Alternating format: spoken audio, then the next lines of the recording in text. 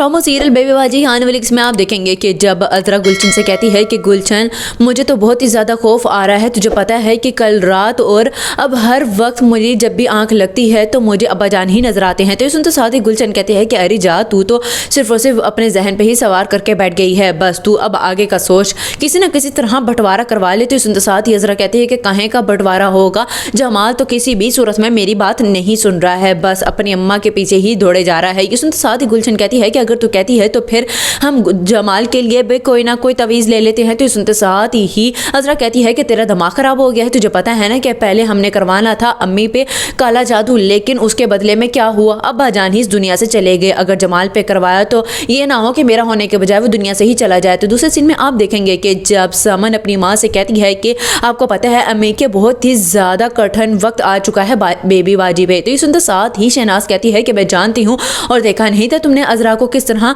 उसे अभी भी मैयत के सामने अपने बंटवारे की ही पड़ी हुई थी। न जाने कौन सी बुरी घड़ी थी जब बेबी बाजी उसे अपनी बहू बनाकर लेकर आई थी। सुनते साथ ही समन कहती है कि हाँ बस अब दुआ करें कि अब बेबी बाजी के लिए मजीद कोई और मुश्किल वक्त ना आ जाए और कोई मसला ना खड़ा कर दे अज़रा। ये सुनते साथ ही शहनाज कहती है कि मुझे तो सबसे ज़्यादा फिक्र अगर हो रही है तो सिर्फ और सिर्फ बेबी बाजी और वलीद की हो रही है, बेचारा बच्चा अकेला ही होकर रह गया है। लास्ट सीन में आप देखेंगे कि जब फरहत को वासिफ कहता है कि देखो फरहत, मैं जानता हूँ कि तुम्हारी जिम्मेदारी नहीं इतनी ज़्यादा बनती, लेकिन तुम्हें वलीद को संभालना होगा, अम्मी के साथ साथ वलीद भी बहुत ही ज़्यादा सदमे में जा रहा है। ये सुनते साथ ही फरहत कहती है कि मैं पूरी कोशिश करूँगी, लेकिन हमें वलीद के लिए कुछ ना कुछ सोचना होगा। ये सुनते साथ ही वासिफ कहते हैं कि क्या सोचें, मुझे तो समझ नहीं आ रही है। तो सुनते साथ ही फरहत कहती है कि हमें वलीद की शादी कर देनी चाहिए ताकि उसका ध्यान बदल जाए। ये सुनते साथ ही वासिफ कहता है कि कहा तो तुमने बिल्कुल ठीक है, लेकिन अभी मौका नहीं है इस बात का।